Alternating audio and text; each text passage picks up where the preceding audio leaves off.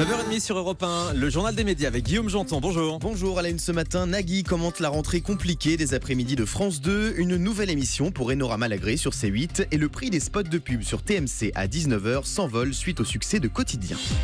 Et on commence avec Nagui qui commente les nouveautés de la grille de France 2. L'animateur de N'oubliez pas les paroles était ce week-end l'invité du tube de Canal+, l'occasion d'évoquer notamment la rentrée de France 2, une rentrée compliquée pour les nouvelles émissions diffusées l'après-midi.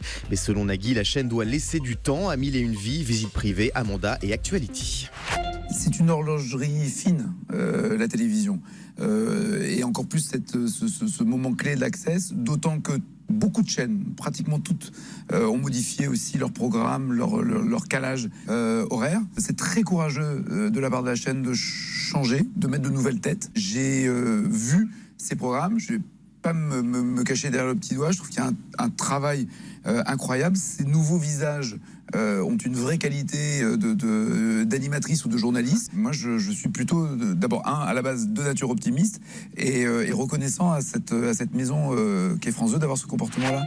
Nagui dans le tube samedi, on va revenir sur les difficultés des après-midi de France 2 avec nos experts médias dans moins d'un quart d'heure sur Europe 1. La série de France 2, Trapped, va revenir pour une saison 2. Trapped, c'est cette série policière islandaise dont la première saison a rencontré un succès planétaire, y compris en France. Selon le Hollywood Reporter, le feuilleton va être renouvelé pour une saison 2, mais pas avant l'automne 2018.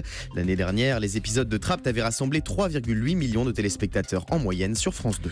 TF1 va diffuser une série inspirée de l'affaire Dutroux. Le groupe TF1 a récemment fait l'acquisition d'Ennemis publics, une série belge librement inspirée de l'affaire Marc Dutroux. Ce thriller psychologique raconte l'histoire d'un assassin d'enfants mis en liberté conditionnelle et parti se réfugier chez les moines.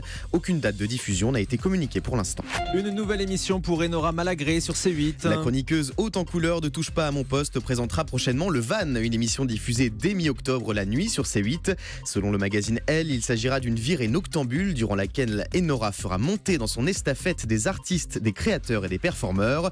Un concept qui n'est pas sans rappeler la People Mobile de Christophe Beaugrand dans 50 minutes Inside, mais aussi celui de Paris dernière, bientôt de retour sur C8.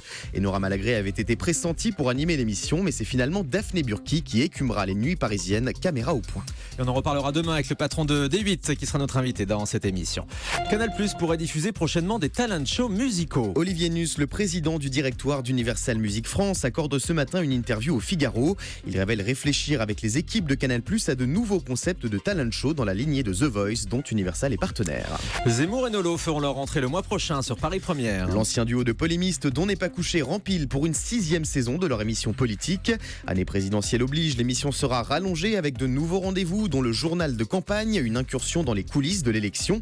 La première de Zemmour et Nolo saison 6 sera diffusée le mercredi 12 octobre à 20h45 sur Paris Première. Ce week-end s'est achevé le festival de la fiction télé de La Rochelle. 34 films et séries étaient en compétition lors de la 18e édition de ce festival de la fiction télé de La Rochelle, dont voici les lauréats. Le prix de la meilleure série revient à Glacé, un polar polaire de 6 épisodes avec Charles Berling, prochainement sur M6. Quant au prix du meilleur téléfilm, il est décerné à Tuer un homme, une fiction diffusée prochainement sur Arte. Arte qui diffusera aussi prochainement une série avec dans le rôle principal Michael Youn. L'ancien animateur du Morning Live sera à l'affiche de King Kong, une série avec une intrigue des plus improbables. Selon Télé Loisirs, Michael Youn y jouera le rôle d'un cinéaste aigri et frustré qui décide de réaliser un blockbuster en Asie avant de se faire kidnapper par des agents d'un pays voisin. Les 3 épisodes de King Kong seront diffusés prochainement sur Arte. Et puis la starlette de télé-réalité Afida Turner, interdite d'antenne sur Énergie 12. La semaine dernière, dans le Mad Mag, l'ancienne candidate de Love Story avait dérapé en direct en laissant apercevoir son entrejambe. Une séquence que la direction d'Énergie 12 regrette profondément. Pour marquer le coup, la chaîne a décidé d'interdire Afida Turner de plateau jusqu'à nouvel ordre. On termine avec le chiffre du jour. 14 000 €. Les annonceurs devront désormais dépenser au minimum 14 000 € s'ils souhaitent diffuser un spot de 30 secondes de publicité pendant un numéro de quotidien sur TMC. Face au succès de la nouvelle émission de Yann Barthès, TMC fait déjà grimper le prix des spots publicitaires de 16%. Les chiffres révélés par Le Parisien ce week-end. Merci beaucoup Guillaume Janton pour le journal des médias.